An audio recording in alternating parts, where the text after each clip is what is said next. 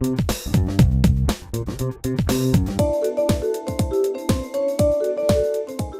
rendez-vous à Faux Consommation en compagnie de Nicole Lernaud. Bonjour Nicole. Bonjour Maria. Ça va? Bonjour on à peut tous. réchauffer toi quand même. Oh bah, ça va encore. Ça va encore. Oui.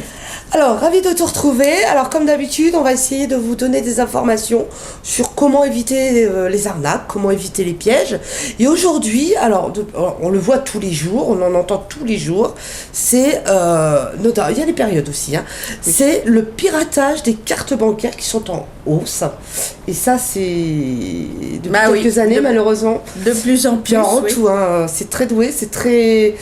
que vous soyez à la tirette, que vous soyez derrière un guichet, que vous soyez... Voilà.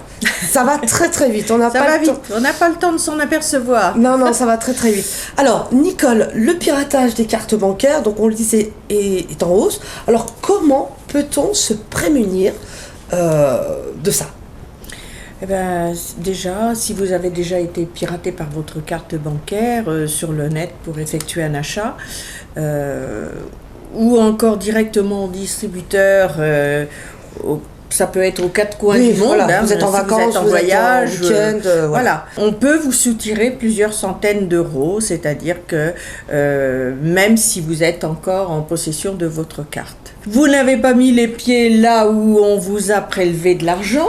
Par exemple, vous vous apercevez sur votre compte, relevé de compte bancaire, que l'on vous a prélevé, je dis n'importe quoi, 200 euros en Italie, par exemple, et vous n'avez pas mis les pieds en Italie.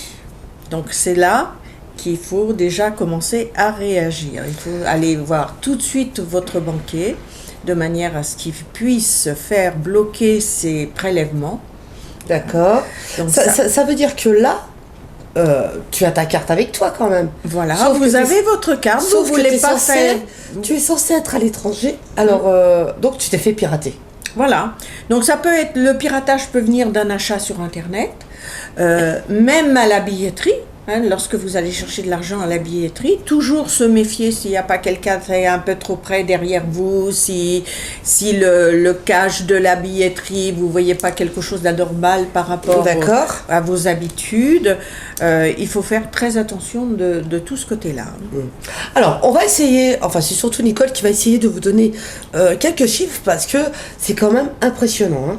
Oui, c'est quand même entre 2010 et 2013, soit sur 4 ans, il y a une hausse de 67%, plus de 67%. Donc c'est quand même quelque chose qui va crescendo, hein, ça ne va pas en diminuant. Et puis, toutes les personnes, le nombre de personnes victimes d'un débit frauduleux est passé de 274 000 en 2011 à 451 000 en 2014. Donc ça montre un peu la progression de ce côté-là. Hein. Alors, cette hausse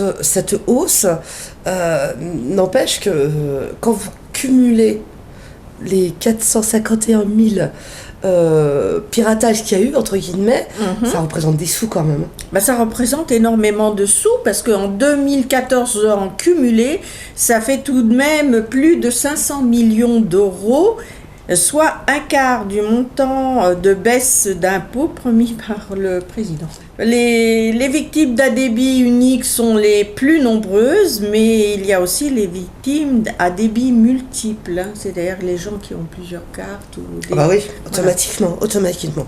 Alors, comment on devient, comment dire, pas le bouc émissaire, la cible justement de ces fraudeurs, de ces escrocs. C'est des escrocs, oui.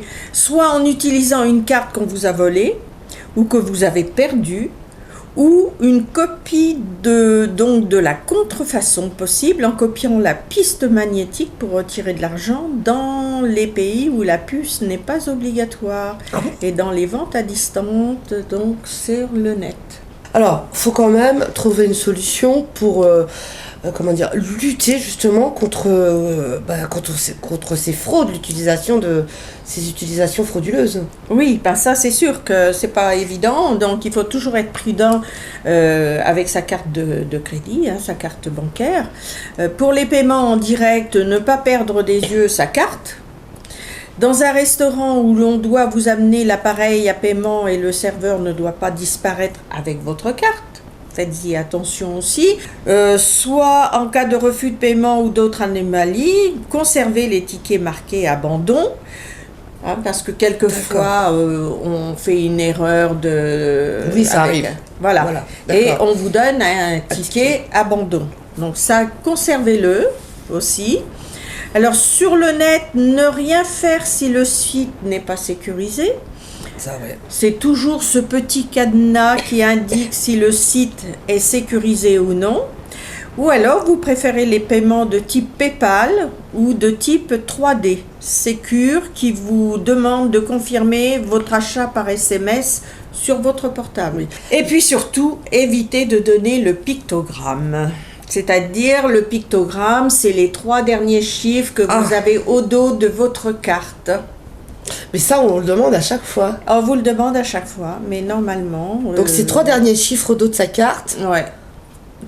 Il faut éviter de le donner. Si c'est un paiement sécurisé, bon, il n'y a pas de souci. Mais s'il n'est pas sécurisé, ne donnez jamais vos 3 derniers chiffres du pictogramme. Donc soyez vigilants surtout parce que aujourd'hui on voit tellement de choses au niveau des cartes bancaires, c'est assez impressionnant. C'est impressionnant le nombre d'arnaques, les chiffres le disent, les arnaques à la carte bancaire, c'est effarant. Ouais, c'est effarant. On rappelle, vous voulez des renseignements, vous voulez des informations, vous avez un doute, n'hésitez pas à contacter l'association ASECO dont le siège se situe. Alors, c'est ASECO CFDT, notre siège social est à Auxerre, 7 rue Max Quentin, et notre numéro de téléphone c'est 03 86 52 89 32. Voilà, alors on vous rappelle quelques chiffres tout simplement. Donc en l'espace de 3 ans, plus de 67% d'augmentation de piratage sur les cartes bancaires. Voilà, de fraude à la carte bancaire. Et donc ça représente beaucoup de sous. Merci beaucoup Nicole. À bientôt.